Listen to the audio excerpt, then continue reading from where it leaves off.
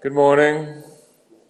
So good to see you all again. All right, we're going to go through an entire treatment. We're going to put together the techniques that you've been learning and how you actually use them in a flow. Okay? Then after you see it, then we're going to go back and break down in how you organize. I'm using our 3 hand positions, our knife hand, cup hand, basic thumb position. Okay? The key thing is all of them are gentle arcs and I don't bend any individual joint. The first joint you bend is the first joint you injure. Okay? And then I can do what's called supported hand positions. Supported thumb is the drop fingers are numbered 1, 2, 3, 4, and 5.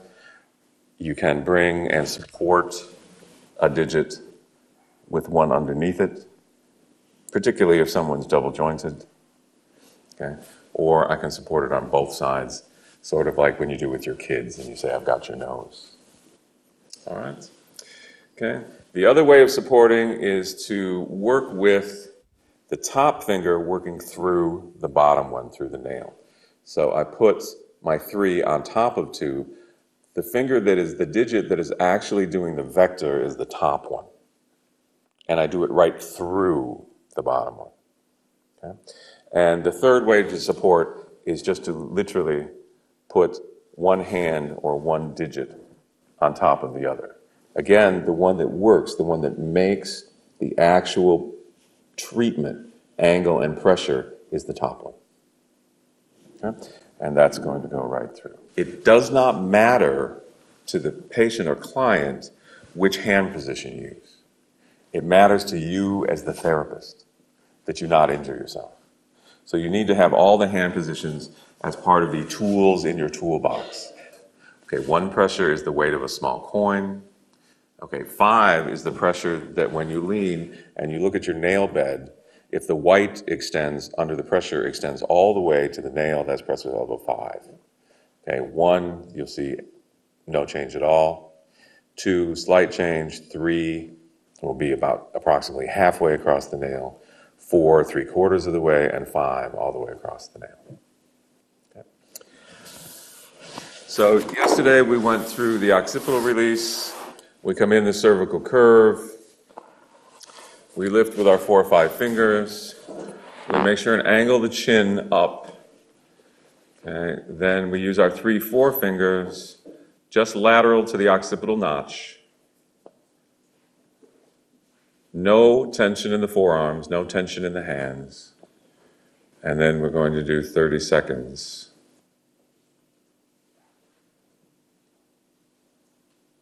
So after I've done 30 seconds, I'm going to cross fiber. Remember, 4 lines on the neck, the lamina groove on the posterior, just lateral to the spinous processes of the neck. Then the other 3 lines are defined by the sternocleidomastoid mastoid muscle. The posterior aspect is line 2. The belly, which is the first point you touch when you bring your finger in from the side, is line 3. The anterior aspect of the SCM is line 4. The beginning treatment for beginners when they're first starting out is to just do vertical pressure on the line, point by point. So for line 1, and remember the yang meridians are on the posterior, the yin meridians are on the anterior, so the direction of the posterior or yang meridians is from superior to inferior or down the back. The yin meridians are from inferior to superior or up the front. Okay? So if I was going to do a beginning style treatment, I can do it on both lines simultaneously, but I have to remember to absolutely not use forearm tension in either arm. I raise my elbows, I drop my body weight on line 1, I maintain for 5 seconds, then to release the pressure, I don't let my arms collapse, I just lift my elbows, slide my 1 soon inferior, and then drop my elbows to apply the pressure again. Okay. So I do that all the way until I get to the next bone. So it would look like sort of in fast motion. Okay, remember each one of these points is going to be at least 5 seconds of duration. I'm going to go quickly just for the video until I get to the bone. Then line 2, which is the posterior aspect of the SCM, and I raise my elbows, bring my pressure down. Never using any forearm tension. Always keeping the back of my hand aligned with my arm. Okay? Line 3 is the belly. Here I can switch to thumbs so that I can use supported finger or thumb to go on line 3, which is the belly of the SCM. 5 seconds, again raising my elbows to release the pressure.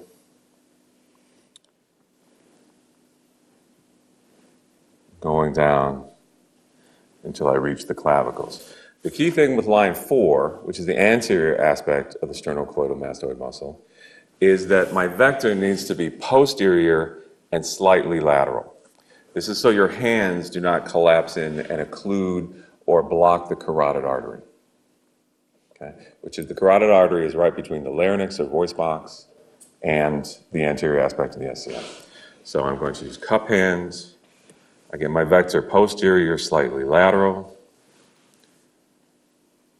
Point by point. Follow the muscle until I get to the clavicle. Now that's the beginner treatment, point by point, a pressure level of 3 to 5. Okay, I'm going to cross fiber using our infinity sign. Okay? And remember to keep the back of your hand on line with your arm at all times. We're going to turn our hands over at line 3 to get to line 4. And then as we go posterior, we're going to turn our hand over.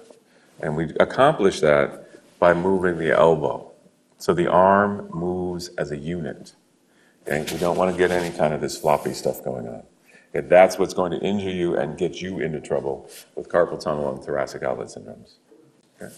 So I'm going to cross fiber all the way from bone to bone, which means I go from the mandible, the jawbone, all the way to the clavicle, the collarbone.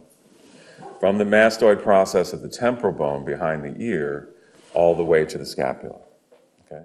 Many of the difficulties that happen resulting in car accidents, motor vehicle accidents, sports injuries, severe falls, whether on ice or from a ladder, okay, they're going to end up, the imbalances that we need to deal with will be lurking right around the bone.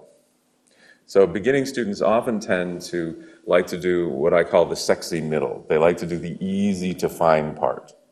Okay?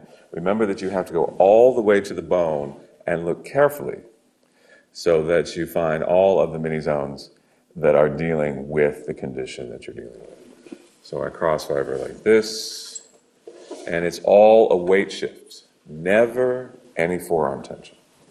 Okay? So I'll go all the way to the bone, skipping over the Julie. By the way, this is my wife, Tori, who has graciously volunteered to be the model for this treatment. Okay? I find the mini zones. Remember, mini zones are areas of tension, okay, that are more hypercontracted than the tissue immediately surrounding. Okay? And those can be anywhere from 1 to 3 soon or centimeters wide, and anywhere from 1 to 8 centimeters or soon long. Soon is a Chinese unit of measurement, which is approximately the width of one of your client's fingers. Okay? It's very close to a centimeter, okay, on average. So I find mini zones, they're going to be 2 to 3 per side. Now, the intermediate way of treating is I'm going to do our infinity sign cross fiber and look for mini zones. So I'm going to start in my line 1. I locate the spinatus processes of the neck. I find the lamina groove. I use my cup hand. I cross fiber, and I come all the way to the 4th line. And then I return.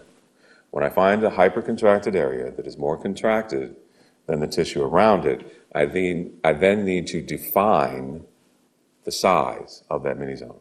It can be up to 1 to 3 by 1 to 8. Okay?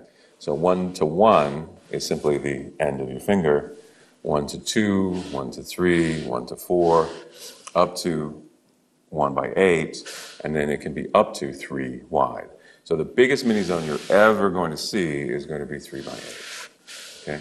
These have been determined by testing and working with different people.